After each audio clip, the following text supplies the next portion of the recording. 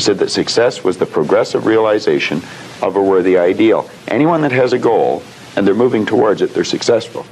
Most people think that you're successful if you have a lot of money. Quite often you have a lot of money if you're successful, but it isn't. I wouldn't say Mother Teresa has a lot of money. Okay. But she's a pretty successful lady. So it's... okay, so that barrier to success... Well, there's a couple of them. Okay. I think there's two barriers. One is our conditioning. The conditioning that takes place in our subconscious mind from the time we're infants. All we can do is act and talk like the people around us. That's why we learn the language we learned. If there was 10 languages spoken in our home, we'd learn 10 languages without any trouble. There's usually one, and that's the only one we ever learn. And we grow older and we think, oh, I couldn't learn another language. We could learn 100 if we wanted to. You can do anything. But I think we're conditioned. We have a real strong conditioning, usually with not some very good ideas. And then that's the barrier that's inside us. The one that's outside of us is our environment. We have a tendency to act like everybody around us. And if you think about this, it does make a lot of sense. Because if you study statistics, 95% of the people live their entire life and never live the way they want to live.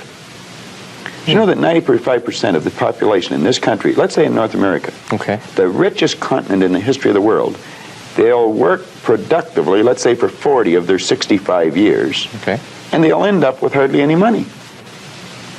Well, there's got to be something wrong. So there's not much... 5% of the people end up financially comfortable or independent. Are you trying to depress us, Bob? Because that's... No, actually, I think it's quite an exciting idea, because you see, the idea behind it is that anybody can win, anyone at all. But if we start studying these statistics, I think we'll arrive at the conclusion, geez, I better start thinking for myself rather than follow everybody.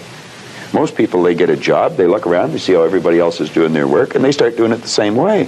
They should stop and think, I wonder if any of these people know what they're doing. You know, is there a better way to do it? But don't we have a need to fit in? I mean, we don't want to stand out. We don't want to get fired. We don't want to make waves. Exactly.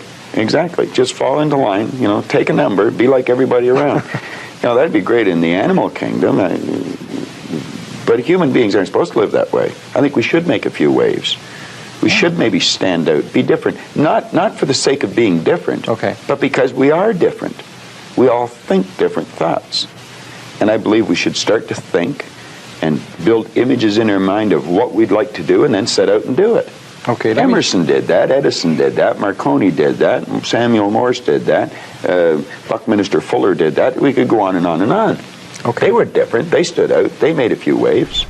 If you want to see a video about young Les Brown that's fire, check out the video right there next to me. I think you'll enjoy it. Continue to believe, and I'll see you there. It's hard changing your life. It was hard when just over 3 years ago in the Penobscot building in Detroit, Michigan,